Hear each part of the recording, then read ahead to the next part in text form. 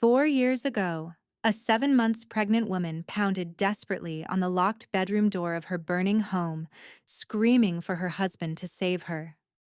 Through the smoke and flames, she could see shadows moving outside the window. Herbert Rowland, her husband of 6 years, standing in the driveway with his arms around another woman. He looked directly at his pregnant wife through that window as fire consumed the walls behind her and said to the mistress beside him, "By sunrise, she'll be gone. Then we can finally start our real life." Irene Scott smiled that night, thinking she'd won everything. The man, the $2.8 million insurance payout, the bakery Marquita had built from nothing, and the perfect life she'd always envied. But what they didn't know was that the fire didn't kill Marquita Rowland. It transformed her into something they should have feared. And now, 4 years later, she's back. Not as the soft-hearted baker they left to burn, but as Dr. Kimberly Lewis, the woman who will take back everything they stole, including the daughter they don't even know survived. This is the story of how a dead woman rose from the ashes to destroy the people who tried to burn her alive. Hello, friends. Welcome to our story. Before we start, click the subscribe button, like, and tell me in the comments where you are watching so I can send you a hug. Your support helps us bring more mind-blowing stories, and trust me, you wouldn't want to miss them. 3 weeks before the fire that should have killed her, Marquita Rowland stood behind the counter of Sweet Marquita's Bakery in downtown Charlotte, carefully decorating a wedding cake with delicate sugar flowers. Her apron stretched across her 7-month belly, and every few minutes, she'd pause to press her hand against the spot where the baby kicked. Strong, insistent kicks that made her smile despite the dull ache in her lower back. At 31 years old, Marquita had built exactly the life she'd prayed for. Small, maybe. Modest, certainly. But it was hers. Sweet Marquita's had become a neighborhood institution in just 4 years. Every birthday party, every church celebration, every anniversary, they called her. Mrs. Chen from the dry cleaners next door said Marquita's lemon pound cake was better than her grandmother's recipe from Shanghai. Pastor Williams claimed her red velvet cake was touched by the Holy Spirit. She loved her community, and they loved her back. But more than anything, she loved her husband. Herbert Rowland had walked into her life 6 years ago, like an answer to prayer. All confidence and ambition and plans for the future. He'd been a property inspector back then, the kind of man who showed up at buildings with a clipboard and a presence that made people listen. He was handsome in a quiet way, tall, with kind brown eyes and a smile that made Marquita feel like she was the only woman in the world. When he talked about building something meaningful, about legacy and family, Marquita believed every word. They got married at her church 8 months later. Nothing extravagant. Marquita wore her mother's altered wedding dress. Herbert wore a charcoal suit he'd bought on sale. They honeymooned in Asheville for 4 days, hiking mountain trails, eating at small cafes, talking about the family they'd build together. "I'm going to give you everything you deserve," Herbert had promised her on their wedding night, holding her close. A bigger bakery, a nice house with a yard, everything. Marquita had kissed him softly and said, "I don't need all that, baby. I just need you and whatever family God gives us." But somewhere along the way, Herbert changed. Or maybe he'd always been this way, and Marquita had been too in love to see it. He quit the property inspection job 18 months ago and started calling himself a real estate consultant. He wore expensive cologne now, cologne Marquita didn't buy him. He came home later and later, smelling like smoke and a perfume that wasn't hers. When she asked where he'd been, he'd kiss her forehead and say, "Handling business, babe. Building our future." The work trips got longer. The phone calls got more secretive. Their 5th anniversary came and went, and Herbert forgot. said he was in Atlanta meeting with investors. When Marquita checked their joint account and saw a $4,500 payment labeled Consulting Fee is Enterprises, she asked him about it. It's nothing, Herbert had said, not even looking up from his laptop. Just business expenses. You wouldn't understand. But Marquita saw the account holder's name, Irene Scott. She didn't say anything. She told herself it was nothing. Herbert was working hard. He was under pressure. He was trying to build something bigger. With the baby coming, with the bakery's rent going up, with bills piling higher each month. Of course he was stressed. Of course he was distant.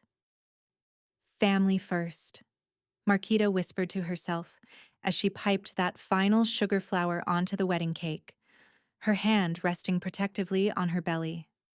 Family always comes first. But what Marquita didn't know, what she couldn't have known as she carefully boxed up that beautiful cake, was that 15 blocks away in a luxury apartment overlooking the city, her husband was making a choice. And it wasn't her. Irene Scott stood at the floor-to-ceiling windows of her penthouse, a glass of champagne in one hand, her phone in the other.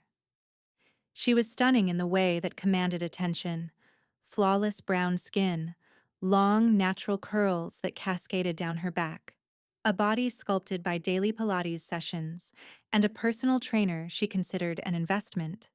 At 34, Irene had spent her entire adult life fighting her way up from nothing. She'd grown up in the rough part of town, watching her mother clean other people's houses while their own apartment fell apart. Irene had promised herself she'd never be that woman, never struggling, never settling, never accepting less than everything she wanted. She'd worked her way through college as a cocktail waitress, then moved into real estate marketing, then started her own consulting firm. Now she specialized in image management for ambitious men who needed to look successful before they actually were. She knew every developer, every investor, every man with money and connections, and she knew exactly how to get what she wanted from them. When she met Herbert Rowland 2 years ago at a real estate networking event, she saw exactly what she needed: ambition without the means to achieve it, hunger without the ruthlessness to satisfy it, a man married to a woman who would never fit into the world Irene was determined to inhabit. They started the affair within 3 weeks. Herbert told himself it was just physical at first, just stress relief from the pressure of trying to build something when he had nothing. They started the affair within 3 weeks. Herbert told himself it was just physical at first, just stress relief from the pressure of trying to build something when he had nothing. But Irene Scott never did anything without a plan. That night, 3 weeks before the fire, Herbert sat on Irene's leather sectional, tie loosened, head in his hands. Another maxed-out credit card. Another investor who'd passed on his pitch. Another month of watching Marquita stretch every dollar while he promised her things were about to turn around. "You're drowning, baby," Irene said, refilling his glass of whiskey. She sat beside him, her hand sliding across his thigh. "And she's the anchor pulling you under." Herbert looked up. "Don't talk about Marquita like that." "Why not?" "It's true." Irene's voice was silk over steel. "She's content running a little neighborhood bakery while you're trying to build an empire. She doesn't understand your vision. She never will." Herbert wanted to argue, but the words wouldn't come. Deep down, he'd been thinking the same thing for months. Irene leaned closer, her perfume intoxicating. "Do you know what you're worth to me, Herbert? What you could be if you weren't held back?" "I'm $240,000 in debt, Irene. I'm worth nothing." "That's not true." She picked up her phone, pulled up a document, and showed it to him. "You're worth exactly $2.8 million. Herbert stared at the screen. It was Marquita's life insurance policy, the one he'd taken out 2 years ago when she'd begged him to, worried about what would happen to their future children if something happened to her. If something were to happen to Marquita, Irene said carefully, something accidental, you'd be debt-free. We'd be debt-free. We could start the life we deserve. Are you insane? Herbert stood up, but he didn't leave. He should have left. I'm practical. Irene rose with him, her hands on his chest. Think about it, Herbert. A tragic accident. Happens every day. Faulty wiring. Gas leak. House fire. The grieving widower. Devastated but moving forward. No one would question it. She's pregnant. His voice cracked. With my child. Is it yours? Irene's eyes gleamed. Are you sure? Because I've seen how the men in that neighborhood look at her. And even if it is, she paused, letting the cruelty settle. That baby will trap you forever. Child support, co-parenting, Marquita in your life for the next 18 years. Is that what you want? Over the next 3 weeks, Irene chipped away at every hesitation. She showed him the life they could have, luxury condos, international travel, the respect of men who mattered. She reminded him of every bill he couldn't pay, every dream he couldn't reach, every promise to Marquita he couldn't keep. She's the only thing standing between us and everything we want, Irene whispered one night, her lips against his ear. All you have to do is set her free. Finally, on a Thursday night with 3 days left until the fire that would change everything, Herbert looked at Irene and said the words that sealed his soul. I'll do it, but it has to look completely accidental. Irene smiled, pulling him close, her victory complete. Don't worry, baby, she said, her voice honey-sweet and poison-cold. In 3 weeks we'll be free, and that baby will never be born to complicate things. Herbert started small. Research first. Late nights on his laptop while Marquita slept, clearing his browser history before dawn. How to investigate house fires. Common causes of residential fires. Arson detection methods. He learned what fire marshals looked for, what raised red flags, what could pass as accidental. The smoke detectors came next. One every few days, so Marquita wouldn't notice. He'd climb up with a screwdriver while she was at the bakery, disable the battery connection, put it back together. Simple. Clean. Honey, did you do something to the smoke detector in the hallway? Marquita asked one evening, rubbing her belly as she walked past. Yeah, babe. Replace the batteries. Want everything working perfect before the baby comes. The lie came so easily now. She smiled, trusting. You're going to be such a good dad. The words cut deeper than she'd ever know. In the basement, Herbert loosened the gas line connection behind the water heater. Not enough to leak immediately, but enough that heat and pressure would do the rest. He researched the model online, learned exactly where the weak point was, how much loosening would look like natural degradation. The special lock was the hardest part. Herbert installed it on their bedroom door while Marquita was at a prenatal appointment, a deadbolt that could only be opened from the outside, disguised to look like a regular lock. He told her it was for security. With the baby coming, I want you to feel safe, he said, demonstrating how it worked. See? Locks from the inside, too. But he didn't show her that his key could override everything. You think of everything, Marquita said, kissing his cheek. While Herbert prepared to destroy their life, Marquita prepared to create one. She painted the nursery a soft yellow. Gender neutral, she said, because she wanted to be surprised. She washed tiny onesies and folded them in the dresser. She assembled the crib by herself when Herbert said he was too busy with work, her pregnant belly making it difficult to bend, but she managed. She always managed. The parallel was cruel. Every evening, Herbert would find her in the nursery, humming softly, arranging stuffed animals, dreaming of the future. And every evening, he'd go to the basement to check his work, calculating blast radius and burn patterns. 3 nights before it would happen, Herbert stood in the doorway of their bedroom, watching Marquita sleep. Her hand rested on her belly, even in sleep protective of the child inside. In the moonlight, she looked peaceful, innocent, exactly like the woman he'd fallen in love with 6 years ago. His phone buzzed. Irene's text lit up the screen. Tomorrow night. No more excuses. Herbert looked at his sleeping wife one last time.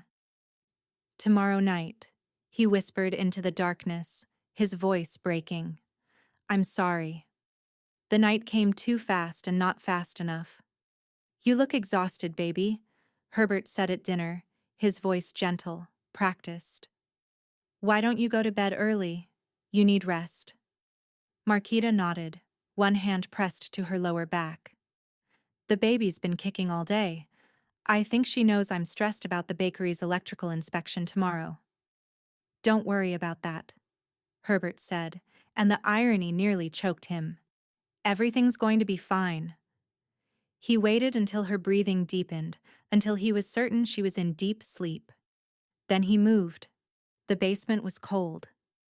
Herbert's hands shook as he struck the match, but he steadied them. He'd come too far to stop now. The fire caught quickly. Old newspapers, gasoline he'd bought weeks ago, stored in a container he'd wipe clean and dispose of later. The flames found the loosened gas line exactly as planned. Herbert ran upstairs, locked Marquita in the bedroom with the special deadbolt, pocketed the key, and walked out the front door. Irene was waiting in her car down the street just as they'd planned. It's done, he said, climbing into the passenger seat. Then we wait, Irene replied, pulling him close. Inside, Marquita woke to smoke filling her lungs. For a moment, still half asleep, she didn't understand. Then the heat hit her. The crackling sound. The orange glow under the bedroom door. Herbert! She screamed, stumbling out of bed. Herbert, there's a fire! She grabbed the doorknob, locked, from the outside. Herbert! Panic rose in her throat. She pounded on the door, her pregnant belly making it hard to breathe, harder to move. Herbert, please, the door is locked! Through the bedroom window she saw him, standing in the driveway with Irene Scott, both of them watching her die. Herbert! The baby! Please! Our baby! Marquita's fists beat against the window, tears streaming down her face. Please! Herbert turned away. Irene smiled. The smoke was thick now, toxic. Marquita dropped to the floor, crawling toward the window, every breath agony. She could feel the baby moving inside her, frantic, as if trying to escape what was coming. Half a mile away, Evelyn Thomas was driving home from her book club when she saw the orange glow. 30 years as a fire marshal had given her instincts that never died. She called 911, then drove toward the fire. By the time the fire trucks arrived, Herbert and Irene were gone. The house was engulfed. Firefighters went in, came out shaking their heads.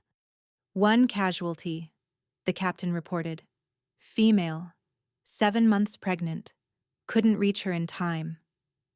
They left once the fire was contained, the coroner's van disappearing into the night. But Evelyn Thomas stayed. Something felt wrong. The locked bedroom door, the disabled smoke detectors she'd noticed, the way the fire had started. After everyone left, she returned to the rubble, and then she heard it. Faint, barely audible, a moan. Someone's alive in there, Evelyn whispered, grabbing her old gear from her truck. Evelyn found Marquita beneath a collapsed section of wall, unconscious but breathing. Barely. Her body had curled protectively around her belly, instinct overriding everything else. Hold on, honey, Evelyn whispered, working quickly to free her. Hold on. She didn't take Marquita to the hospital. Something about that fire, the methodical preparation, The locked door, the convenient absence of the husband, told her this was attempted murder. And if Marquita went to a hospital, whoever did this would finish the job. Evelyn's cabin was 40 miles outside Charlotte, buried in the woods where no one would think to look. She'd been a fire marshal for 3 decades, a paramedic before that.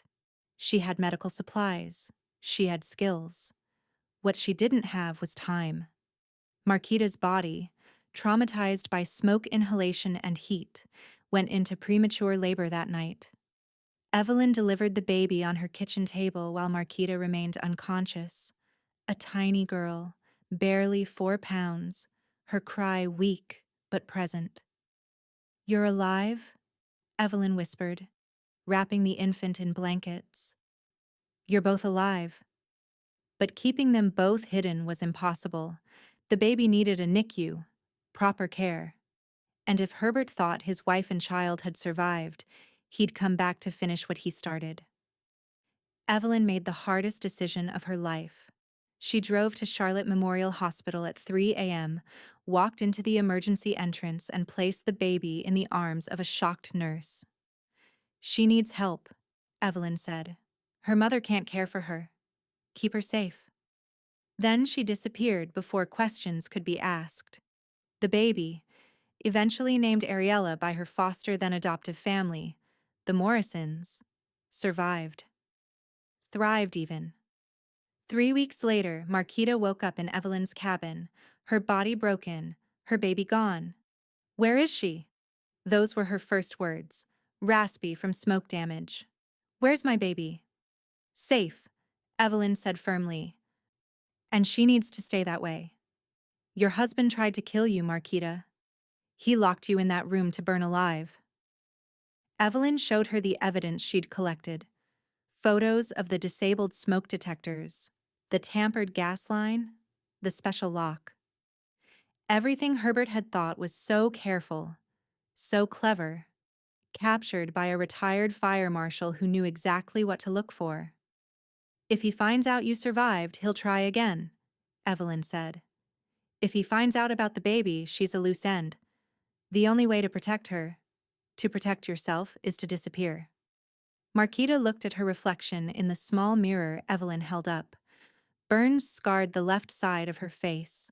Her hair was gone in patches. Her body was broken. But her eyes burned with something Herbert should have feared. "Marquita Rowland died in that fire," she said, her voice cold and certain. "Now I need to become someone else." 3 years later, Herbert Rowland stood on stage at the Charlotte Convention Center, confident and polished in his $1,000 suit. Behind him, a banner read, "Rowland Housing Safety Initiative, Preventing Tomorrow's Tragedies."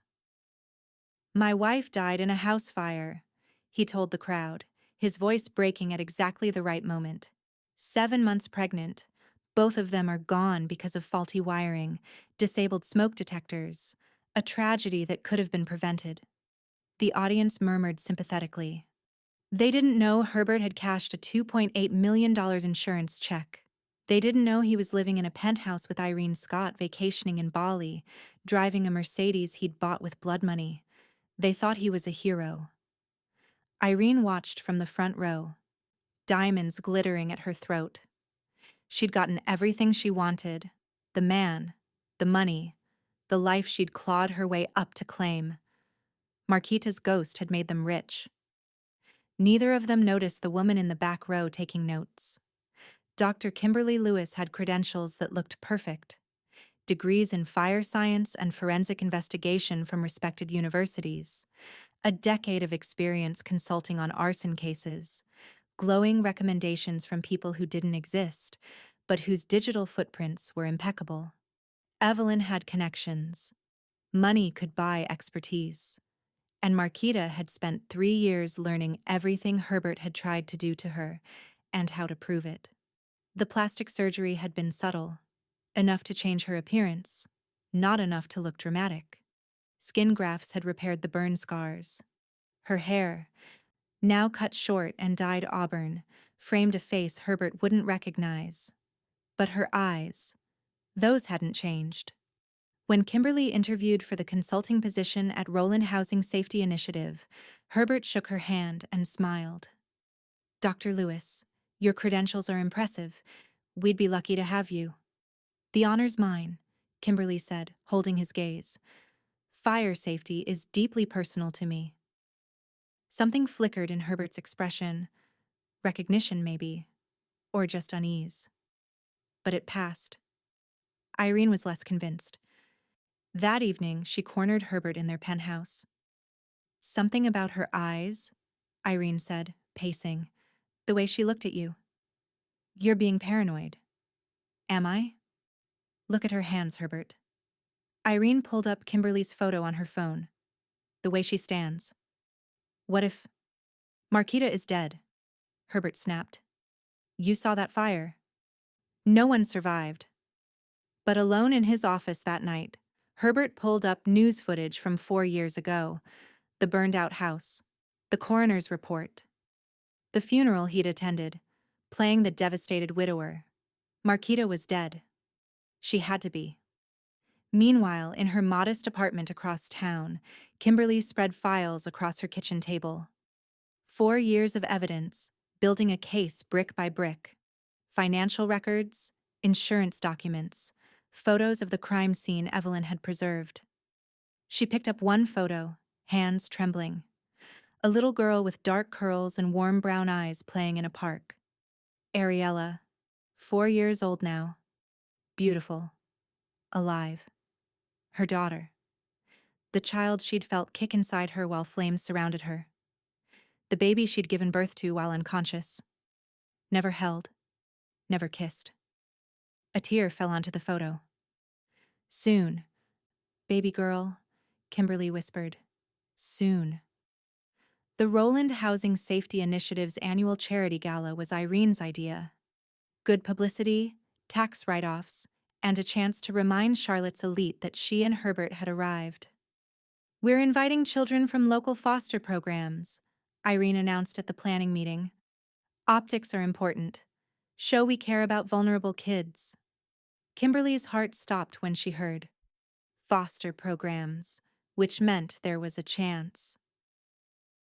Ariella Morrison arrived with her adoptive parents, Sarah and Marcus, a kind couple in their early 40s. The 4-year-old wore a yellow dress and kept close to Sarah's side, shy around strangers, until she saw Kimberly. The moment their eyes met across the crowded ballroom, something passed between them. Recognition that shouldn't exist. Connection that defied logic. Hi, Ariella said, walking up to Kimberly with a boldness that surprised her parents. Hi, sweetheart. Kimberly's voice cracked. She knelt down to the child's level, drinking in every detail. The curve of her cheeks, the way her nose wrinkled when she smiled, features Kimberly saw in her own face every morning. I dream about you, Ariella said matter-of-factly. There's a woman in fire trying to reach me. She's scared, but she's trying to save me. Is that you? Kimberly couldn't breathe. What? What makes you think that? Your eyes. They're the same as the woman in my dream. Sarah Morrison appeared, apologetic. I'm so sorry. She has an active imagination. No, Kimberly managed. It's okay, she's perfect. She had to walk away before she broke down. In the bathroom, she gripped the sink, tears streaming down her face. Her daughter. Right there. Close enough to touch. But revealing the truth now would put Ariella in danger. Herbert and Irene couldn't know the baby had survived. Not yet. Meanwhile, Irene watched the interaction from across the room, suspicion coiling in her gut. She'd seen how Kimberly looked at that child, like she was seeing a ghost. The next morning, Irene hired Graham Pierce, a private investigator with a reputation for finding things people wanted hidden. I need everything on Dr. Kimberly Lewis, where she came from, where she's been, everything. Within days, Pierce found irregularities, gaps in employment history, references that checked out but felt manufactured, a digital footprint that looked almost too perfect. She's hiding something, Pierce reported. Irene showed Herbert the findings in his office, her voice urgent. Look at this. Look at her hands in this photo. Those are burn scars, Herbert. Old ones. And the timeline. She supposedly got her degree the same year Marquita died. So what? Herbert's voice was sharp, defensive, but his hands shook as he held the photos. Look at her hands, Herbert. Look at the way she moves. What if... Marquita is dead. Herbert slammed the desk. I watched that house burn. The coroner identified her body. You saw the fire. But doubt had crept in. That night, he dreamed of flames and locked doors and Marquita's face pressed against the window, screaming his name. He woke up sweating and reached for his phone. Irene was already awake, making a call. I need someone eliminated, she said quietly into her phone, standing at the window of their penthouse. Quietly. Make it look like an accident. On the other end, a man named Victor Reeves, who specialized in problems money could solve, said, Consider it done.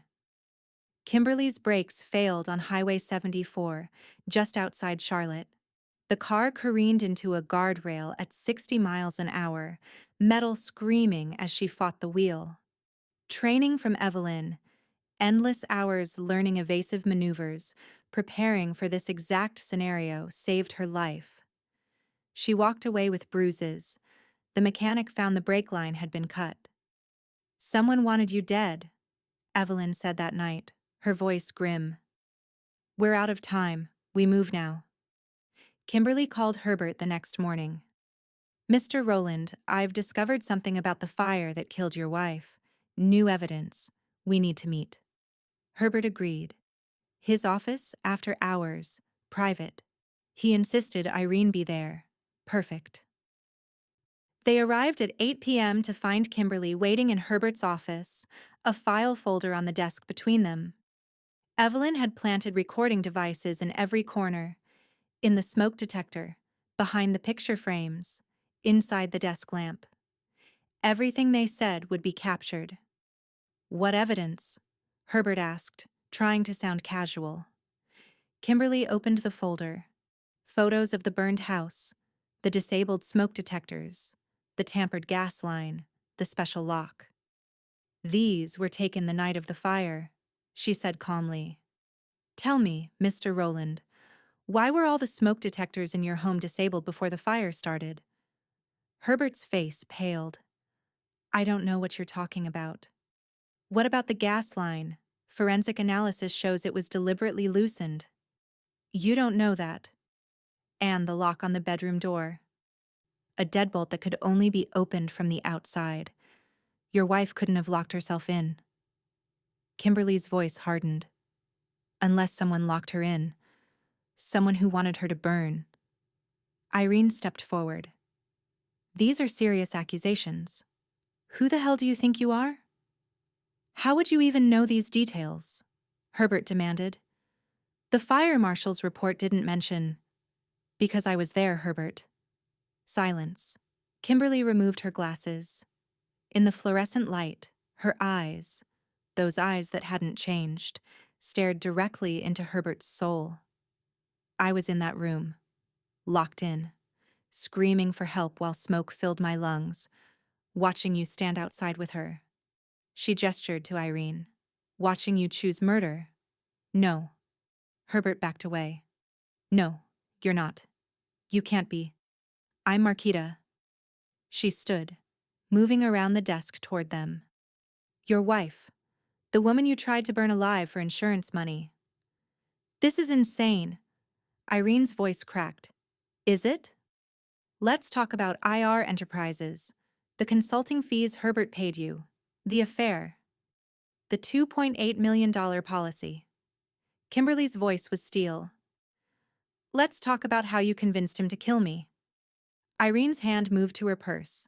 When it emerged, she was holding a gun. You should have stayed dead, Irene hissed. Put it down, Herbert said, but his voice was weak, broken. He was staring at Kimberly, Marquita, seeing the ghost he'd created. Oh God, what did I do? You tried to kill your pregnant wife, Marquita said. You locked me in a burning room. You walked away while I screamed. I didn't want to. Irene said, the money. I was drowning. Herbert collapsed into his chair, head in his hands. Tell me. Marquita's voice cut through his breakdown. Tell me how you planned it.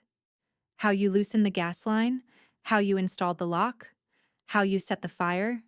Say it. And Herbert, broken and defeated, said it all. The research, the preparation, the insurance policy. Irene standing beside him, adding details, defending herself, incriminating them both with every word. The office doors burst open. Police, led by Evelyn, flooded in. Marquita Rowland, the detective said, we've got everything on tape. Irene screamed as they cuffed her. Herbert just sat there, staring at nothing. Marquita stood in the ruins of Herbert's carefully constructed life, watching police lead them away.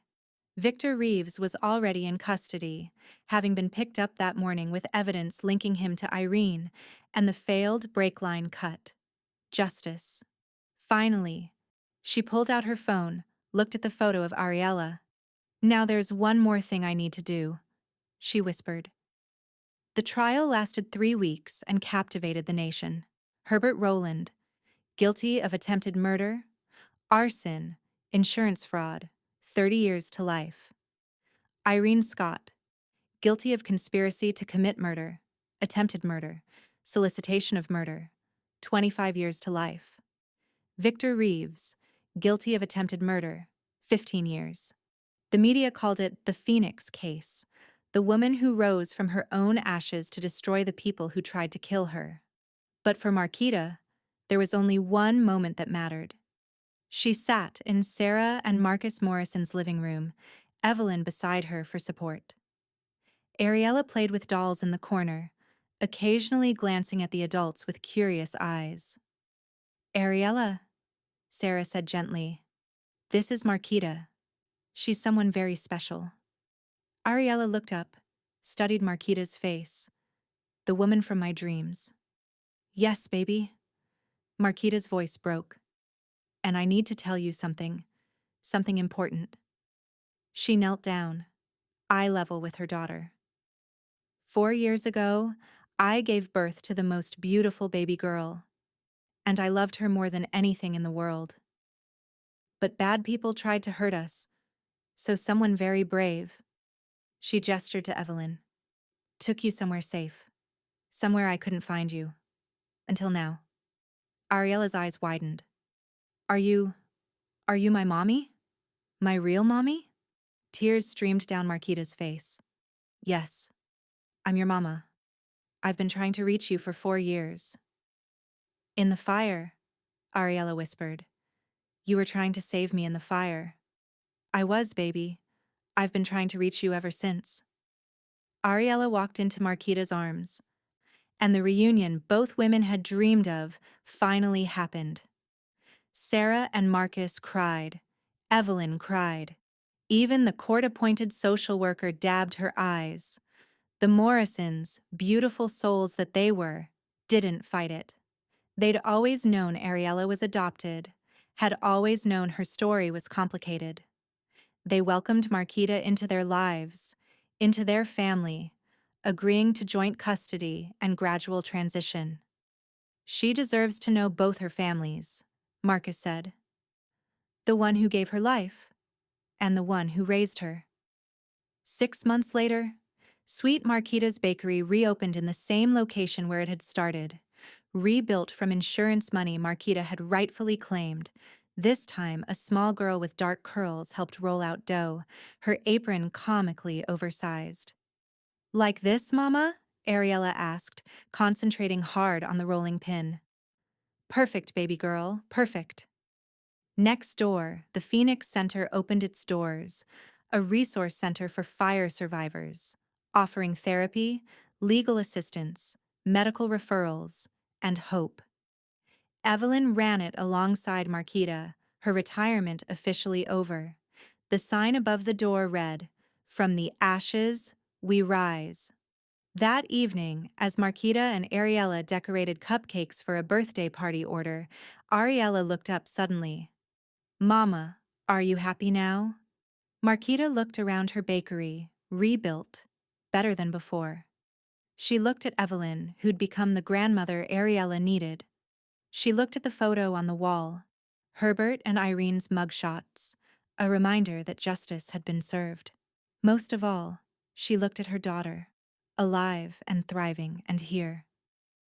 "They tried to destroy us, baby girl," Marquita whispered, pulling Ariella close. "They tried to burn us away like we were nothing, but we rose from those ashes stronger than they ever imagined." Ariella smiled, that beautiful gap-toothed smile that lit up every room. "Like phoenixes, Mama, like phoenixes." Thank you, friends, for watching this story of survival, justice, and a mother's unbreakable love. If this story moved you, please hit that like button and subscribe for more incredible true-to-life stories.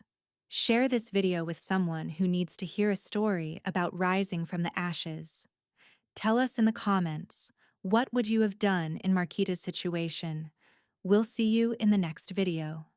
Remember, no fire can destroy a soul that refuses to burn.